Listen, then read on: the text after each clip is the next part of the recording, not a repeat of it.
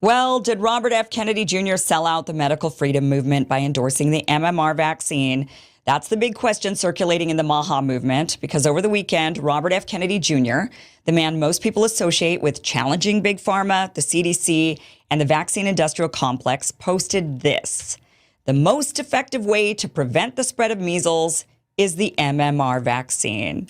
Those words were posted just after Kennedy visited West Texas, where a second unvaccinated child has now died in a growing measles outbreak that swept across 21 states and racked up nearly 500 cases in Texas alone.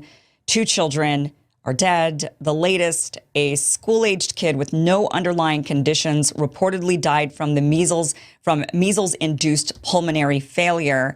And Kennedy wasn't just tweeting, he was also mobilizing. In his role as Health and Human Services Secretary, he deployed CDC teams, stocked clinics with MMR vaccines, coordinated with Governor Abbott, and directed outreach to local communities to increase vaccination rates. Now, this is the same RFK Jr. who once said he would not vaccinate his kids with the measles vaccine today. Watch this. If your kids were young now, would you give them the measles, the mumps vaccine? No. I got measles, mumps when I was a kid. It was lots of people used to die from those diseases. Well, you know what? They died in the 1900s or early 1900s. There were about 10,000 Americans a year who died. In 1964, there was about 300 or 400 who died, and they were almost all severely malnourished kids, mainly from the Mississippi Delta.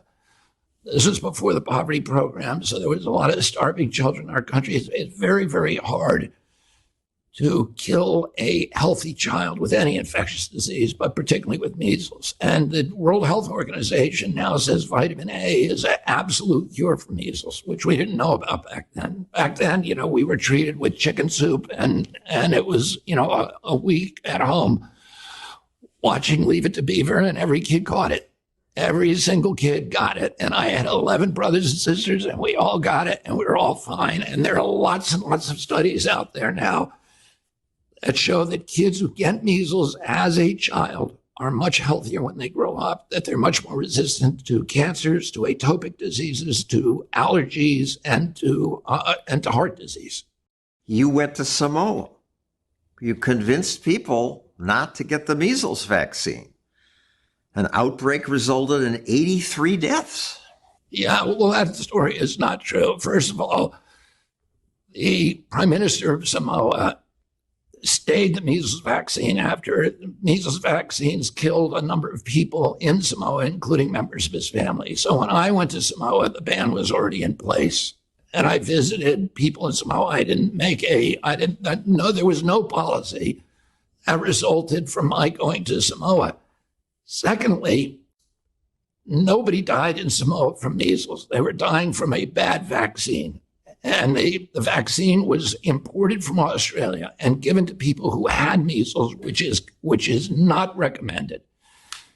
The same measles outbreak hit Tonga, which is the neighboring island, and nobody died because they didn't get the vaccine. So this is more propaganda by the pharmaceutical industry, which is, drumming up a lie to try to discredit me. But if you actually look into it, John, you'll find that it is not true. And that reasoning right there was the foundation of his support base, the Maha movement, Make America Healthy Again, built around skepticism of corrupted medical science, not blind allegiance to it. So his supporters are now posting, "Sell out. This is so disappointing. Who has you compromised? So much for Maha." But hang on. Okay, before we cancel the man, let's remember why so many people trusted RFK Jr. in the first place, because he fought for transparency, real science, and informed consent. And here's the part that mainstream outlets gloss over. The original MMR trials were incredibly weak. They tested the vaccine on just 342 kids. That's it. There was no true placebo either. They used other vaccines instead of saline, and they only tracked side effects for 42 days. And within that short window, more than half of participants reported gastrointestinal or respiratory symptoms dismissed as unrelated or other viruses. That's the shaky foundation behind one of the most widely administered shots in history. So yeah, when Kennedy, of all people, appears to endorse that shot, it feels like a betrayal. But here's the strategic layer perhaps people are missing. As HHS Secretary, Rfk Jr. is now operating inside a system he spent decades criticizing from the outside. The MMR vaccine is official policy. He can't just erase that overnight. But what he can do, and what he's already doing, is start quietly assembling independent scientists to reevaluate vaccine safety trials, including the MMR. And that brings us to something else the media isn't highlighting. Peter Marks, the FDA's top vaccine regulator, he just resigned. Why? Because Kennedy is threatening to do something revolutionary, reopen the science, not whitewashed pharma studies, not the bought and paid for journals, real, randomized, placebo-controlled human trials, the kind Big Pharma has spent billions avoiding. So now what? Do we scream traitor and throw him out the movement he built?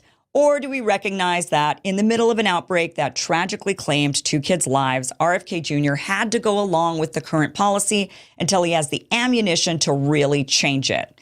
Now, it sucks because it feels like he's just playing politics rather than standing for his principles. So look, I get the anger. I do.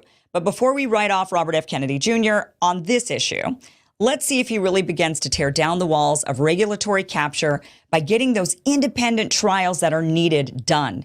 And that's what could cause the entire pharma-captured system to come crashing down. And that's what they're really afraid of, and that's what we really want.